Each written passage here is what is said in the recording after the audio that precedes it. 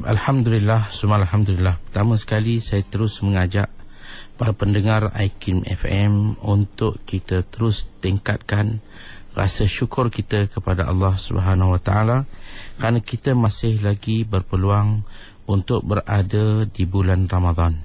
Cuma pada ketika ini kalau kita lihat betapa lajunya Ramadan, kelajuannya kadang-kadang sukar untuk kita kejar. Hari ini kita sudah sampai hari yang ke-13. Semalam kita bincang mengenai dengan melihat anak bulan, permulaan kita bangun sahur.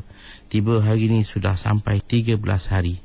Bermakna kita hanya tinggal lagi 17 hari ataupun 16 hari. Maknanya sudah hampir separuh. Maka dengan itu saya mengajak para pendengar, ayo kita jangan lagi berleka.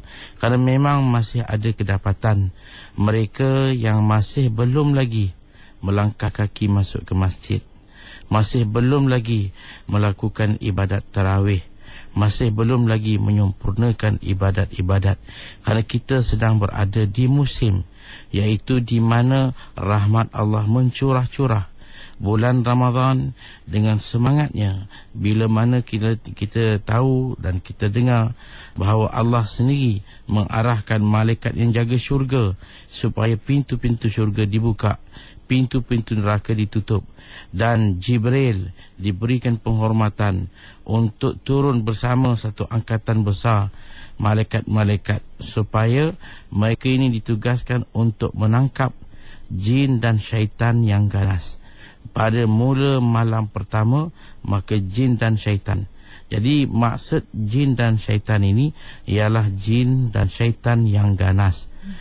Jadi sebab itu kita kadang-kadang hairan, setengah orang bertanya, kata jin syaitan kena berkas, tapi masih lagi kedapatan mereka melakukan perkara-perkara yang tak sihat.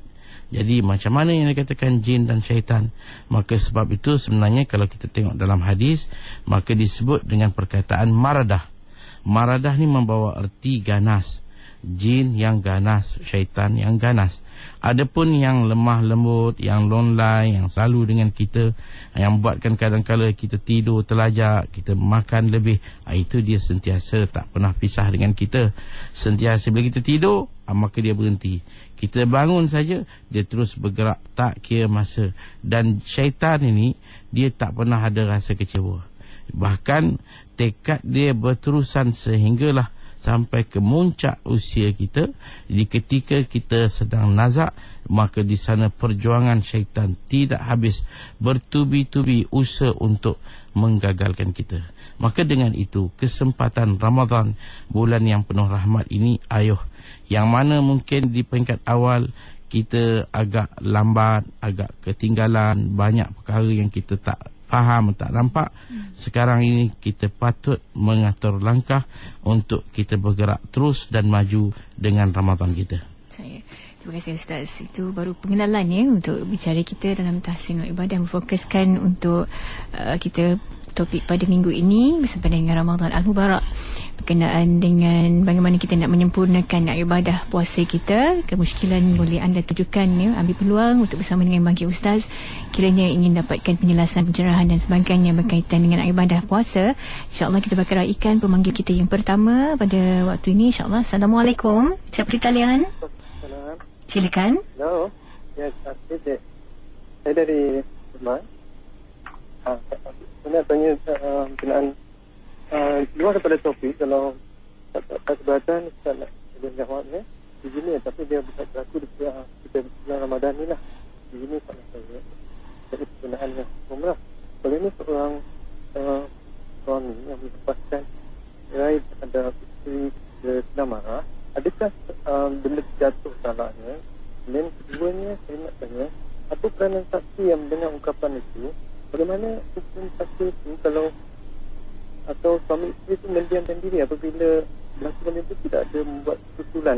Adakah dia bersalah betul itu? Kemudian boleh tak masing-masing duduk dalam satu rumah? Dan satu lagi, apakah yang sepatutnya yang saya lakukan? Sebab yalah, dalam keadaan masing-masing sibuk dalam melakukan mencari pahala, dia tidak berlaku pada keluarga saya. Itulah yang saya minta bagi Saya Ustaz ada soalan untuk saya nak tanya, apa yang suami telah perkatakan pada isteri yang sampai kepada talak ni? Saya dan isteri saya mendengar pada kaki 2 kali ayah saya melapaskan aku ceraikan perempuan salam. Banyak 2 kali. Ayah melapaskan. Sebelum tu bergaduhan besar. Kemudian tu sampai ke peringkat yang tak boleh ditahan-tahan. Kemudian lapaslah. Saya itu saja. Ini masalah talak. Ya, sepatutnya lah kalau kita tengok bulan Ramadan ni bulan rahmat. Sebab itu kita kata tadi syaitan masih ada.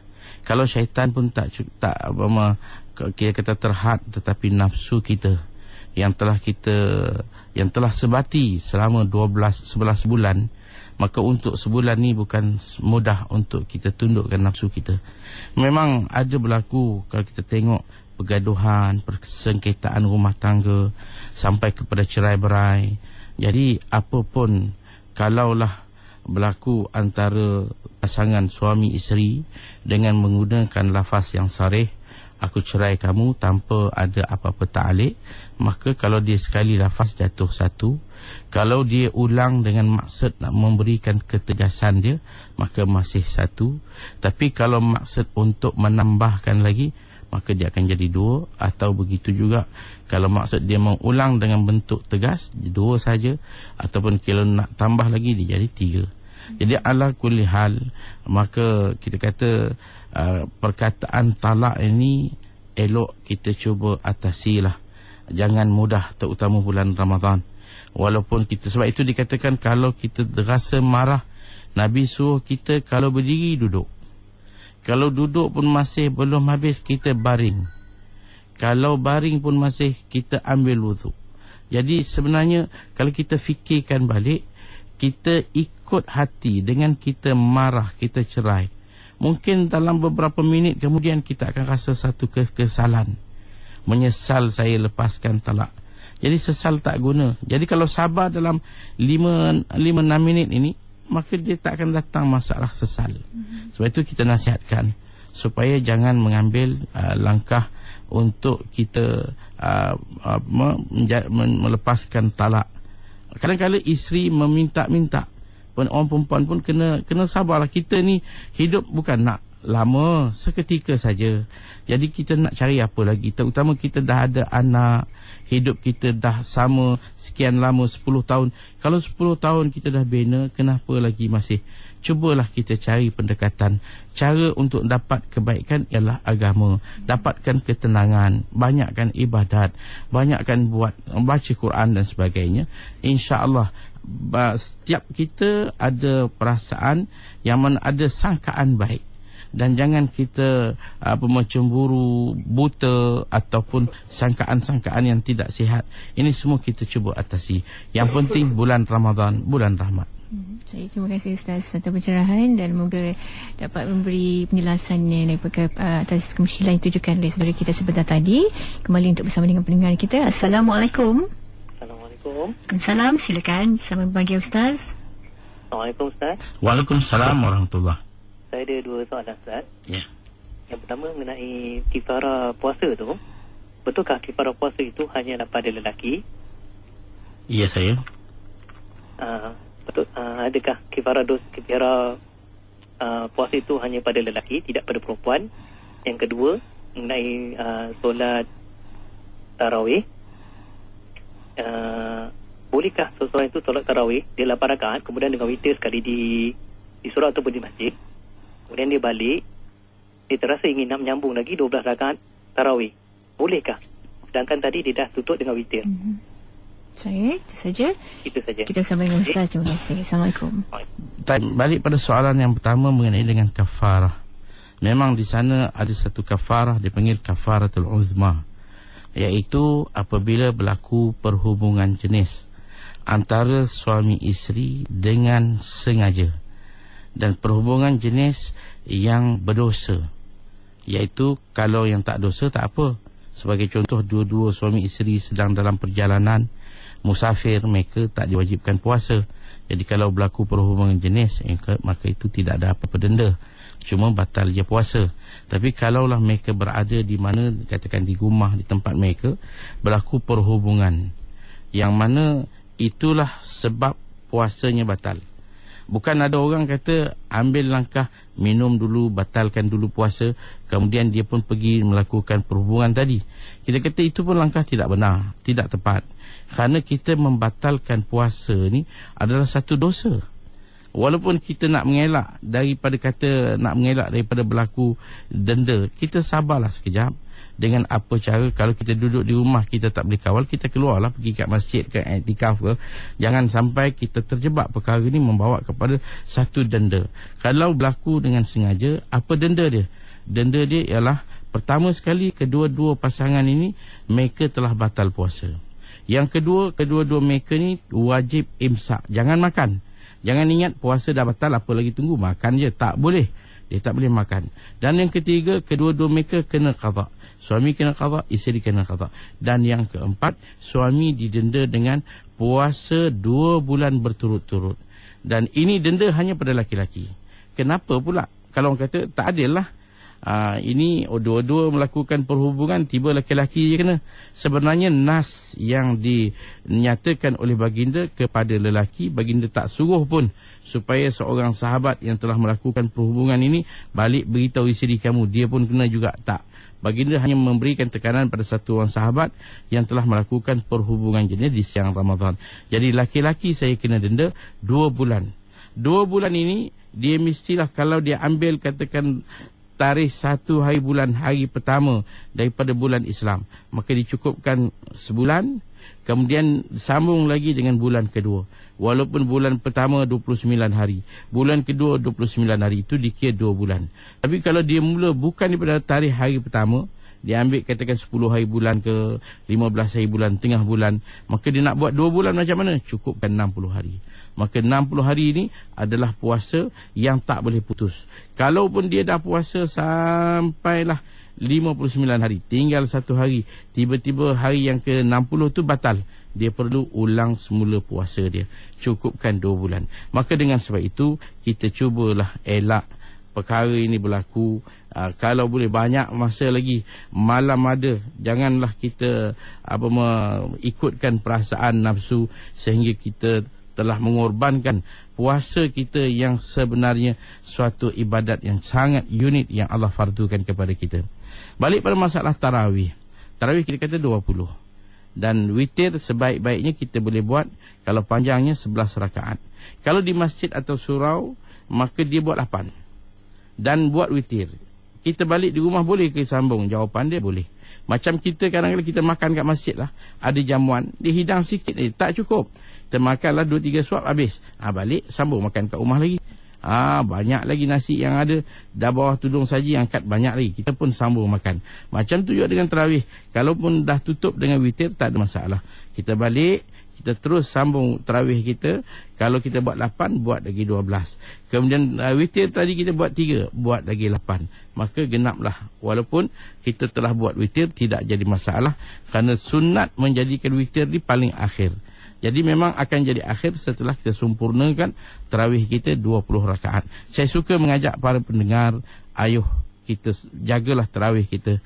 Inilah peluang-peluang kita dalam kita menghabiskan masa-masa yang masih tinggal hanya 16 atau 17 hari saja lagi. Terima kasih Ustaz, dan ambil kesempatan untuk bersama dengan pendengar kita yang beri maklum balas menerusi Facebook ya. Puan Aminah memaklumkan ibunya berumur 80-an, hendak berpuasa tapi anak-anak menghalang kerana takut mengganggu kesihatan. Bagaimanakah itu keadaan situasi itu? Perlukah anak-anaknya membayar fidyah bagi pihak ibunya? Silakan Ustaz. Kita tengok ibu, kadang-kadang orang kampung lah, orang tua-tua ni 80 macam orang bandar umur 50. Kita rasa bimbang. Tapi mereka tak ada masalah. Kita tengok dia makan pun bukan macam kita. 3-4 suap dah dia kenyang. Air sikit dah cukup. Jadi kalau dia nak puasa, kita izinkan dia puasa, galakkan dia puasa. Melainkan kalau dia uzur, dia sudah terbaring, dia sudah tak boleh lagi nak bergerak, maka di sana ada pula rawatan doktor, suruh dia jaga ubat itu, ini, kencing manis dan sebagainya, maka itu kita kata ibu tak payah puasa lah. Tapi kalau ibu mempunyai keadaan yang sihat, 80 tahun ni saya rasa masih sihat. Bagi kalau orang kampung 80 tahun ni masih boleh buat macam-macam lagi. Masih ada yang boleh bawa basikal lah, masih boleh membaca tanpa cermin mata, masih boleh dengar tanpa kita tempit kuat-kuat. Jadi kalau dia mampu puasa, teruskan puasa. Tapi kalau tak mampu, dia sudah sangat uzur tua, maka kita kata dia dalam keadaan macam ini, maka dia tak perlu puasa. Cuma dia kena bayar setiap hari secupak daripada makanan asasi, itu beras. Duit dia, kalau anak-anak nak keluarkan duit, alhamdulillah, itu satu jasa baik anak-anak untuk kenangan ibu. Maka kalau elok, kalau katakan anak tak ada duit, ibu kebetulan duit banyak, maka ibu keluarkan untuk hari ni. Katakan hari ni hari pertama, maka keluarkan satu cupak, lebih kurang dalam nilai dia RM2. Ataupun keluarkan untuk semalam. Dia kumpulkan seminggu, dia keluarkan sekali. Kumpulkan seminggu, keluarkan sekali. Ataupun dikumpulkan sebulan, dia keluarkan sekaligus. Boleh. Cuma jangan dikeluarkan besok. Dia bagi sebulan Ramadan, awal Ramadan sebulan siap. Tak boleh. Sebab apa? Kerana kita tak tahu, kalau kemungkinan tiba-tiba belum sampai akhir bulan dia meninggal, maka tentang duit tadi tentulah dia tak kena bayar apa-apa, dia dah meninggal. Macam mana kita nak minta balik? Ya, sebab itu kita boleh bayar untuk hari ni ataupun semalam. Satu hari, satu cupak. Itu dia punya kedudukan. Terima kasih Ustaz. Mungkin seorang lagi yang menghantarkan respon dalam Facebook kita, Syirin Maknur. Salam untuk Ustaz. Pertanyaan berkenaan dengan fidyah. Meninggalkan puasa 10 tahun kena bersalin pada 1 Ramadan 2001. Dah selesai bayar puasa dan bayar fidyah. Saya bayar fidyah mengikut kiraan zakat negeri Selangor dan tak perlu digandakan, lebih kurang harganya RM525. Tapi kalau ikut pejabat zakat Kedah kena RM2,000 lebih, kena gandaan. Jadi sah ke pembayaran fidyah ni sebelum ini? Kalau katakan seorang ibu yang melahirkan anak sehingga dia tak dapat berpuasa sebulan, maka sebulan tu sepatutnya dia kena qada puasa. Bila akhir saja Ramadan tamat, dia qada dalam mana-mana bulan. Katakanlah dia qada, maka dia hanya perlu qada dan dia tak perlu bayar fidyah. Yang kena fidyah ni macam mana? Iaitu bila seorang ibu yang melahirkan anak atau seorang ibu yang sedang mengandung, dia mendapat nasihat supaya jangan berpuasa kerana kerunsingannya ialah masalah anak dalam kandungan. Atau yang membimbangkan anak yang nak diberi susu ni, takut nanti berkurangan. Diri dia tidak masalah, dia stabil. Tapi anak, maka di sini dia kena qada dan bayar fidyah. Tapi kalau dia kebimbangan diri dia sendiri, dia rasa nanti dia tak bermaya, tak bertenaga. Kalau dia puasa, kena pula dia sedang mengandung ataupun dia sedang menyusu anak, lepas bersalin, anak perlu pada susu dan dia pun tak bertenaga, maka kita kata dia kena qada dan bayar fidyah. Jadi kalaulah melepasi setahun, maka baru dia didenda dengan 1 hari 1 cupak. Kalau masuk ke 2 tahun, maka dikira 1 hari 2 cupak. Begitulah kedudukan dia. Kadar dia di mana? Kita tengok. Ada kalau hari ni orang Kedah duduk di Selangor, orang Selangor ada bekerja di Kedah, mungkin ada sikit beza. Jadi walau apa pun kita tengok di mana kita tinggal dengan kadar semasa secupak. Kita dia punya fidyah dia ialah secupak. Secupak makna 1/4 daripada segantang. Maka itu jumlah yang kita kena bayar. Kira berapa hari, maka kita bayarlah zakat fitrah, kita punya fidyah tadi kepada pihak yang layak menerimanya. Terima kasih Ustaz. Dan kita akan raikan seorang pemanggil sebelum kita berehat untuk memberi laluan kepada iklan, insyaAllah. Seorang lagi, Saya Bekar di talian. Assalamualaikum. Assalamualaikum. Ya, waalaikumsalam. Silakan. Saya nak tanya, berbekam di siang hari bulan puasa, batal puasa tak? Okey, itu saja dapat penjelasan Ustaz. Assalamualaikum. Jawapannya, puasa kita tidak batal, tetapi perbuatan kita adalah makruh.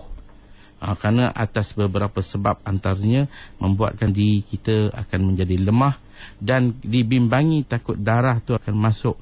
Kalau disedut darah kadang-kadang masuk ke, maka kedudukannya adalah makruh. dia tidak membatalkan puasa. Puasa kita terus, kalau boleh kita janganlah berbekam, melainkan di bulan-bulan yang lain. Kalau berlaku juga, maka puasa tidak batal. Terima kasih Ustaz. Kita akan berehat seketika dan insyaAllah memberi laluan kembali kepada pendengar yang ingin tunjukkan kemusykilan melalui talian kita, Facebook dan juga SMS. Bagi kita raikan sebentar lagi. Jangan ke mana-mana, terus setia bersama kami. Ikutilah rancangan Klinik Jawi Tajaan Perpustakaan Negara Malaysia, Kementerian Penerangan Komunikasi dan Kebudayaan Malaysia, setiap hari Sabtu jam 10 pagi hanya di IKIM FM. Anda akan dapat mempelajari asas tulisan Jawi melalui kaedah ejaan Jawi yang betul melalui pedoman ejaan Jawi yang disempurnakan oleh pakar tulisan Jawi dari Dewan Bahasa dan Pustaka. Untuk mendapatkan modul Klinik Jawi dan nota-nota Jawi, anda boleh memuat turun melalui laman sesawang rasmi Perpustakaan Negara Malaysia di www.pnm.gov.my. Bagi memartabatkan tulisan Jawi di kalangan masyarakat hari ini, Kementerian Penerangan, Komunikasi dan Kebudayaan dengan kerjasama IKIM FM menjemput orang ramai menyertai pertandingan menulis esei Jawi 1 Malaysia. Pertandingan ini terbuka kepada 3 kategori. Kategori A, mereka yang berusia 19 sehingga 35 tahun. Kategori B, pelajar sekolah menengah berumur 16 hingga 18 tahun. Kategori C, terbuka kepada bukan Melayu berumur 16 hingga 35 tahun. Untuk mengetahui syarat-syarat pertandingan, tajuk esei pilihan dan hadiah, dapatkan maklumat lanjut melalui urusdia Pertandingan Menulis Esei Jawi 1 Malaysia, Jabatan Kebudayaan dan Kesenian Negara di talian 03-2614-8200 atau layari www.jkkn.gov.my. Tarikh tutup penyertaan pada 31 Ogos 2012. Apa tunggu lagi? Ayo sertai bersama. Tulisan Jawi memartabatkan warisan bangsa. Walau di mana sahaja anda berada, terima kasih terus setia bersama kami di Radio Institut Kefahaman Islam Malaysia. Dan kesempatan untuk bersama dengan Bagi Ustaz merujuk kemusykilan anda berkenaan dengan bab puasa, memperelokkan atau menyempurnakan ibadah puasa kita melalui segmen Tahsinul Ibadah. Dan juga mungkin untuk pertama, sebelum kita teruskan untuk bersama pemanggil di talian, kita bersama raikan kemusykilan dalam Facebook Yahya Al-Khudsi. Salam untuk Ustaz. Pertanyaannya, saya seorang pekerja Indonesia. Mana satu yang lebih utama, sama ada saya perlu bayar fitrah di sini atau di Malaysia ataupun minta tolong isteri bayarkan di Indonesia? Silakan Ustaz. Kita balik pada masalah fitrah, dan ini adalah satu daripada gabungan puasa dan fitrah. Jadi mengenai dengan fitrah, masanya telah pun masuk dengan masuknya Ramadan, dan menjadi wajib apabila terbenamnya matahari pada akhir Ramadan. Bila seorang itu dapat Ramadan dan sebahagian daripada Syawal, maka wajiblah dia mengeluarkan zakat fitrah. Maka bagi mereka yang berada di Malaysia, maka di mana dia nak keluar? Kita kata di mana tempat bila matahari terbenam. Bila matahari terbenam akhir malam, di mana kita berada, di situlah. Maknanya kalau kita macam pekerja-pekerja Indonesia, mereka bekerja awal sampai 29 Ramadan di Malaysia. Masuk saja malam akhir tu, sebelum dia terbenam matahari, dia hari katakan hari 29, 28, dia pun naik feri daripada Dumai, daripada Melaka pergi ke Dumai, maka di sana terbenam matahari, maka dia keluarkan di Indonesia. Jadi di mana tempat, dia bukan di tempat kerja, tapi tempat matahari terbenam, maka di situlah tempat kita keluarkan zakat fitrah. Bagi pelajar-pelajar yang sedang belajar, katakanlah dia sedang belajar di England, dia keluarkan di England. Matahari terbenam, dia tak balik kampung, dia keluarkan di sana. Jadi kerana keluar zakat yang diwajibkan ke atas seorang, iaitu suami, dia kena keluarkan zakat pada dirinya. Kemudian dia kena keluarkan zakat untuk orang yang diberi nafkah, isteri. Dan kepada anak-anak yang belum baligh, dia kena keluarkan zakat untuk mereka. Dan kepada bapaknya, dia kena keluar kalau bapak dia memberi nafkah. Dan kepada ibunya kalau dia yang menafkahkan hidup. Kalau lain pada itu anak yang dah besar, maka dia perlu mendapatkan keizinan untuk mengeluarkan zakat. Jadi kita kata bagi soalan tadi, dia kalau berada di Malaysia, keluarkanlah di Malaysia. Bukan makna dia kerja di sini maka disuruh isteri keluarkan di sana. Maka dalam mazhab Syafi'i kita antara pendapat yang menyebut bahawa kita jangan pindahkan zakat. Di mana kita duduk di situlah kita keluar. Dia bukan di tempat kerja tapi tempat yang mana bila matahari terbenam di situlah kita keluarkan zakat kita. Saya terima kasih Ustaz atas penjelasan tersebut dan insya-Allah kita bakal bersama dengan pemanggil berikutnya. Assalamualaikum. Waalaikumsalam. Silakan bersama dengan Ustaz. Ya, Assalamualaikum Ustaz. Saya ada 3 soalan. Boleh Ustaz terangkan doa pada sujud solat tahajud yang masukkanlah aku daripada pintu kebenaran, keluarkanlah aku pada pintu kebenaran dan kurniakanlah bagiku daripada-Mu seorang penolong. Nombor 2, bila badan banyak angin, lepas tu bila kita solat, lepas kita sujud, kadang-kadang tekanan tu menyebabkan kita was-was sama ada masa solat tu kita terkeluar angin ataupun tak. Jadi macam mana nak buat? Perlu ke macam berhenti solat, ambil wuduk semula? Yang ketiga, apa hukumnya kalau kita syak jiran kita bersekedudukan? Sebab tindak tanduk dia orang tu menimbulkan syak. Jadi berdosa ke saya sebab syak was-was pada dia orang dan apa yang perlu saya buat? Okay, terima kasih. Assalamualaikum. Waalaikumsalam warahmatullahi wabarakatuh. Balik pada soalan pertama mengenai doa dalam sujud. Sebenarnya dia tidak ada satu doa yang khas selain pada zikir yang kita baca. Subhana rabbiyal a'la, kita boleh doa dengan apa doa pun. Selagi mana doa itu sama ada warid daripada Quran ataupun hadis dalam bahasa Arab, maka kita berdoalah. Apa doa yang kita hafal, maka kita jadikan sebagai pendekatan kita untuk berdoa dalam sujud. Dia tidak ada doa yang khas. Jadi kalau doa-doa apa yang ada, maka tidak masalah, boleh. Kemudian masalah yang kedua, masalah angin. Bila tekanan badan, kadang-kadang kita rasa macam dah terkentut, macam terbatal, terasa bisikan dia. Maka Nabi kata dalam hadis, kita jangan keluar daripada solat, jangan layan bisikan ini sehinggalah benda tu datang dalam bentuk bunyi ataupun bau. Maknanya betul-betul keluar. Kalau sekadar kita was-was, rasa-rasa macam dah keluar, maka itu jangan kita layan. Kerana itu adalah antara gangguan-gangguan syaitan yang membuatkan kita tak akan selesai nanti. Kalau kita katakan terkentut, padahal benda tu baru terasa macam rasa-rasa dah keluar, kita ada was-was, kita pergi ambil wuduk, maka tak akan selesai. Kita solat nanti dia kacau lagi. Sampai bila pun kita tak akan selesai masalah. Maka kaedah dia apa? Selagi tak ada bunyi, tak ada bau, benda tak ada keluar apa, maka hanya satu sangkaan saja, maka sangkaan tu jangan kita layan. Balik pada masalah kita hidup berjiran. Kita hidup berjiran, kadang-kadang masalah inilah masalah di bandar. Kita tak tahu siapa jiran kita. Jadi kita tengok laki-laki ulang-alik masuk rumah perempuan. Jadi ada kala pula perempuan masuk yang kita tak tahu rumah tu laki-laki, mereka ni apa hubungan. Jadi macam mana kita nak buat? Kita sama sekali tidak berdosa atas dosa orang. Kalau orang buat dosa, kita tak berdosa, kita tak menanggung dosa.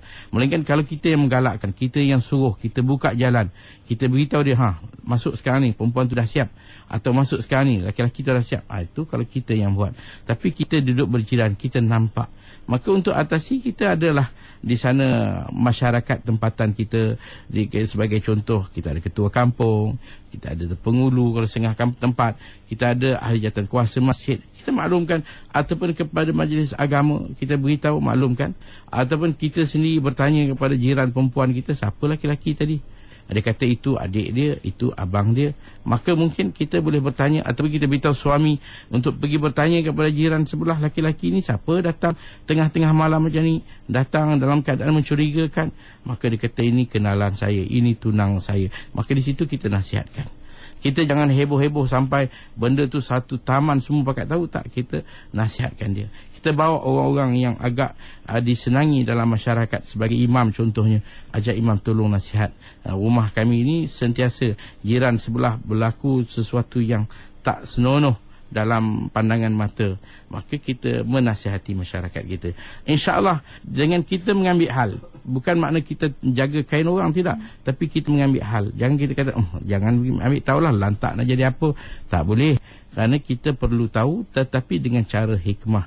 Dengan cara bukan kita nak mencari aib ataupun nak membuat satu-satu tuduhan, syak wasangka yang bukan-bukan, itu jangan.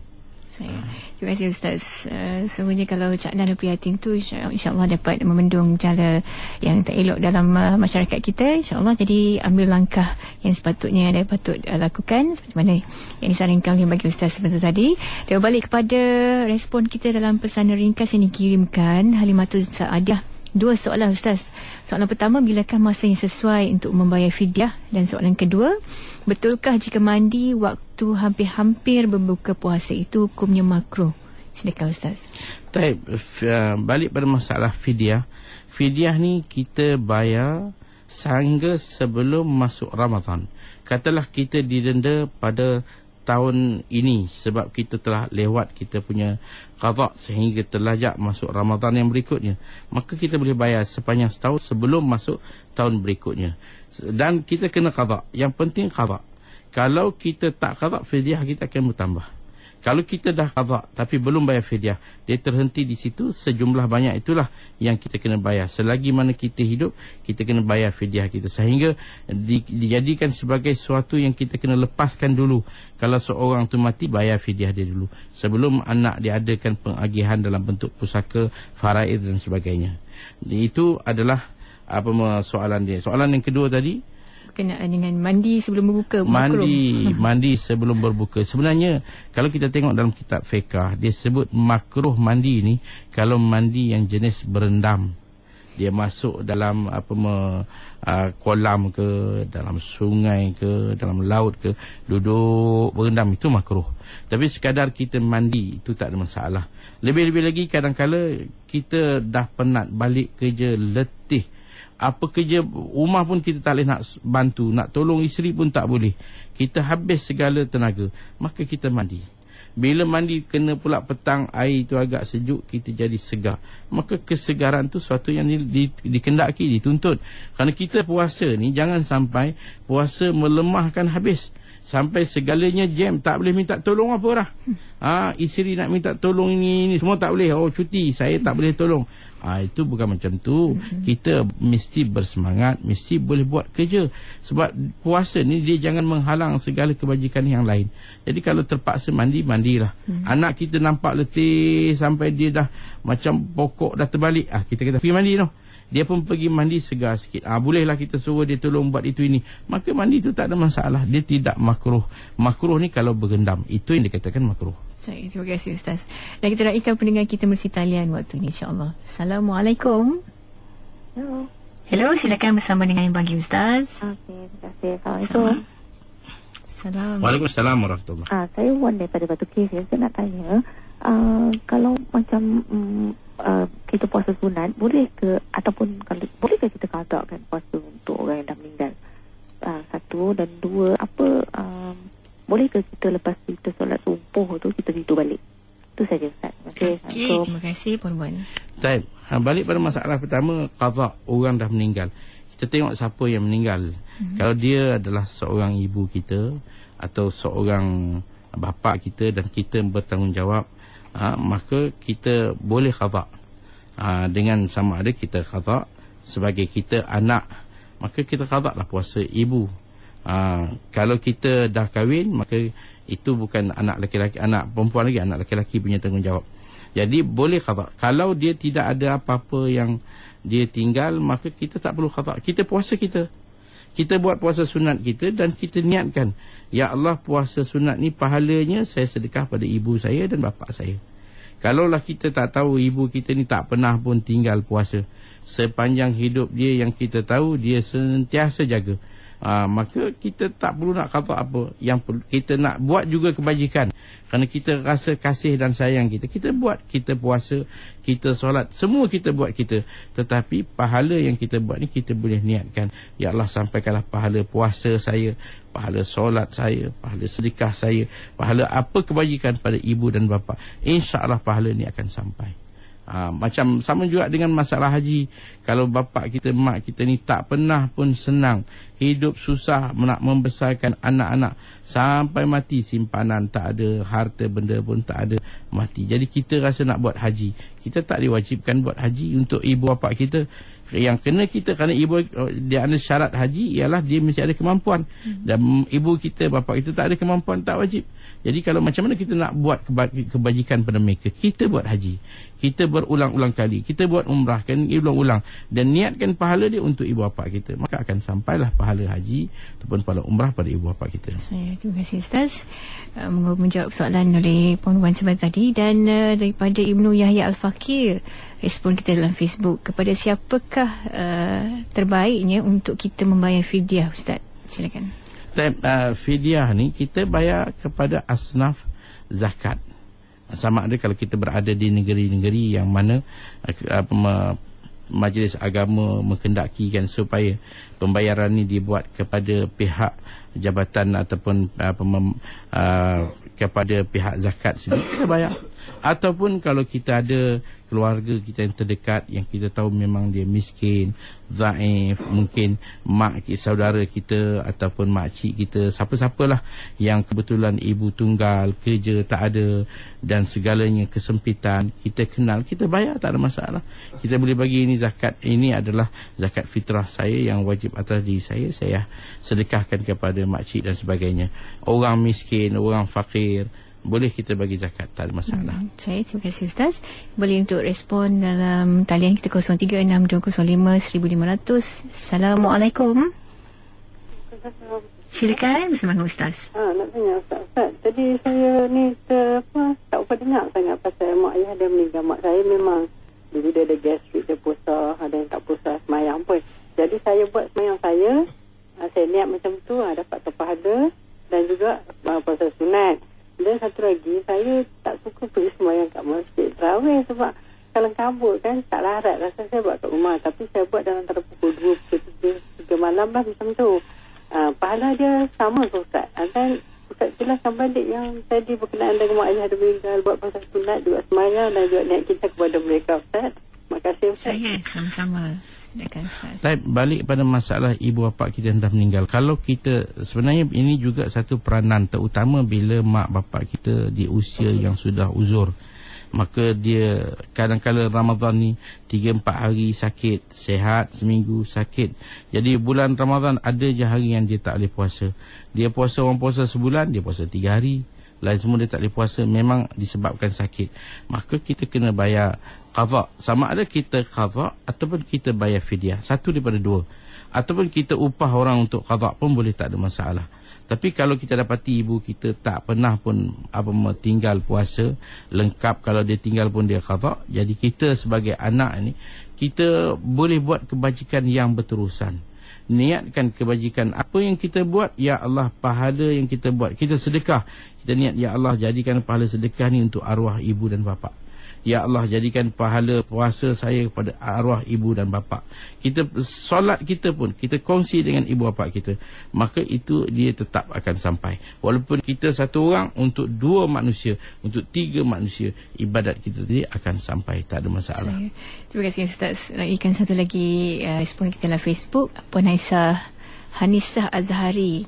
Saya tak berpuasa 5 hari tahun lepas sebab menyusukan anak kembar berumur 2 bulan. Tak dapat berpuasa 5 hari kerana tiada tenaga dan tak dapat menjaga anak hingga memaksa saya berbuka. Puasa sudah digantikan tapi tidak membayar fidyah. Memandangkan sudah masuk Ramadan, perlukah saya membayar fidyah berganda ataupun double, Ustaz? Masalah ni 5 hari tak puasa kerana bimbang kesihatan diri sendiri, kerana sedang menyusu anak, kebimbangan diri sendiri, tak membabitkan anak, ataupun dua-dua sekali kebimbangan tu ada, maka dia hanya perlu qadha saja, tak perlu bayar fidyah. Sekiranya daripada Ramadan sehingga sebelum berakhirnya Syaban, dalam tempoh ni dia qadha puasa dia 5 hari, maka dia selesai dia punya tanggungjawab, dia tak perlu dia nak bayar apa-apa fidyah. Melainkan kalau 5 hari ni tak dia qadha juga, masuk Ramadan, maka lepas Ramadan kena qadha dan didenda pula dengan 1 cupak untuk 1 hari. Saya Puan Anissa tak perlu bimbang sebab dah selesai urusan bayar puasa ataupun qada puasa, tak perlu membayar fidyah seperti dijelaskan oleh bagi Ustaz. Seorang lagi pemanggil mungkin untuk mengisi ruangan kita dalam waktu yang sangat terhad ini, insya-Allah. Assalamualaikum. Assalamualaikum. Silakan sama Ustaz. Ni saya Basri bin Muhammad Hassan. Silakan Cik Bahari. Saya nak tanya sebab bayar zakat perniagaan. Saya secara berniaga lebih kurang dalam 4 tahun saya tak pernah bayar zakat perniagaan. Jadi saya nak tanya macam mana saya nak bayar. Saya ada keuntungan dalam bidang perniagaan, tapi saya tak pernah membayarkan zakat perniagaan itu. Jadi sekarang saya cadangkan saya membayar dalam tahun ni lah, insyaAllah. Itu saja. Terima kasih. Assalamualaikum. Balik pada masalah zakat perniagaan. Katakanlah kita berniaga. Bila berniaga, maka syarat zakat perniagaan kita yang paling penting ialah kita punya tempoh haul kita dan juga nisab kita. Kita mula tarikh bila? Katakan mula di tarikh Muharram, maka cukupkan setahun. Bila sempurna saja Zulhijjah, habis Zulhijjah kita masuk bulan Muharram, makna cukup setahun. Maka ketika itu kita tengok apakah barang yang sedang ada dalam perniagaan kita. Hari itu punya barang yang sedang ada, berapa barang, hutang, untung, semua sekali. Dia tak kira untung saja, apa yang ada dalam barang yang kita punya. Kalau kedai kita ni kadang-kadang kita berniaga, barang tu orang letak. Kalau laku ke tidak, kita tukar balik barang. Jadi yang penting barang yang kita punya, kita tuan barang dan kita niaga. Hari yang terakhir tu kita tengok berapa jumlah dia. Kalau jumlah dia adalah mencukupi nisab dan berlalu setahun yang kita kata tadi, kita kena keluar zakat. Jadi kalau sudah 4 tahun, kita kira lah agak-agak kita pada tahun pertama tu akhir haul dia bila, berapa jumlah barang. Masuk tahun kedua, haul dia bila, berapa jumlah barang. Maka kita qada balik zakat yang telah kita tinggal sekian lama. Maka kita kena qada, kena bayar apa yang telah kita niagakan. Itu adalah zakat perniagaan. Terima kasih Ustaz. Mungkin seorang lagi pemanggil yang terakhir mungkin untuk edisi kita hari ini, insyaAllah. Assalamualaikum. Waalaikumsalam. Ya, silakan. Ya, Ikim. Ya, silakan bersama dengan Ustaz. Ya. Assalamualaikum warahmatullahi. Waalaikumsalam warahmatullahi. Saya Muhammad Akram dari Sabah. Silakan. Ya. Saya nak tanya sikit tentang zakat fitrah. Ya. Saya punya anak tinggal di Perlis. Ya. Jadi fitrah saya itu hari tempoh hari saya pergi dekat itu kaunter bayar fitrah tu. Saya tanya, dia orang kata boleh bayar di sini, di inilah Sabah lah. Saya tadi dengar radio, itulah saya inilah muskilan lah. Ya, saya. Kita cuba dapat penjelasan Ustaz ya. Terima kasih Cik Muhammad. Assalamualaikum. Assalamualaikum warahmatullahi wabarakatuh. Sebenarnya kita kata kalau ikut asal mazhab, kita tak boleh pindah zakat. Di mana kita duduk, di situ kita bayar.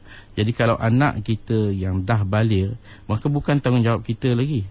Kita dah belajar. Sekarang anak-anak kita dah belajar, dia dah baligh, maka tanggungjawab dia, bukan kita. Setengah mak bapak masih terus bayar. Tak, sebenarnya dia kena bayar. Kalau kita kata mana dia nak bayar, dia pun belum ada kerja lagi, dia belum ada pendapatan sendiri, apa pun tak ada, untuk makan pun kita yang bagi pada dia. Maknanya kita nak tengok zakat fitrah ni ialah suatu yang kita ada lebih daripada keperluan asasi. Keperluan asasi satu hari, katakan kita perlu pada makan dan segalanya, katakanlah dalam RM20, kita ada lebih, maka jumlah tu kita kena keluarkan. Kalau betul-betul ngam-ngam duit tak lebih, tak adalah duit, habis, maka tak kena keluarkan zakat. Zakat ni dikira ialah pada bila terbenam matahari, apa yang ada. Kadang-kadang manusia setengah orang awal Ramadan duit banyak, bila sampai hujung duit dah habis. Habis semua, kena curi ke, dia sendiri membeli belah ke, tak ada apa lagi, nak makan pun tak cukup, maka nak keluar zakat macam mana? Jadi kalau anak kita yang belajar, dia mungkin kita orang kaya, tapi anak orang kaya, tapi anak tu tak kaya. Kalau dia tidak ada harta dan tidak ada pendapatan, maka dia tak kena keluarkan zakat. Melainkan dia ada duit dia dapat macam-macam daripada mana sumber, yang duit dia sendiri, maka dia kena keluar sendiri, bukan mak bapak lagi dah. Di mana dia berada, dia keluarkanlah zakat dia. Dan kalau dia memang mengharapkan ibu bapa ni Ustaz, tapi dia pun tak keluarkan juga, macam mana Ustaz? Sebenarnya kalau dia miskin, dia memang macam saya kata tadi, dia tak ada pekerjaan, dia seorang pelajar yang mana tak ada pendapatan, tak ada apa, nak keluar zakat macam mana? Syarat dia mesti ada kelebihan daripada jumlah keperluan asasi. Kalau dia tak ada, maka tak kena keluar zakat. Terima kasih Ustaz. Moga jelas, insyaAllah apapun untuk pertemuan kita melalui tahsinul ibadah. Sekejap je masa berlalu, dah pun sampai ke penghujungnya. Terima kasih banyak-banyak Ustaz meraihkan kemusykilan oleh pendengar kita dalam segmen kita kali ini. Sampai jumpa kembali. Assalamualaikum. Waalaikumsalam warahmatullahi wabarakatuh.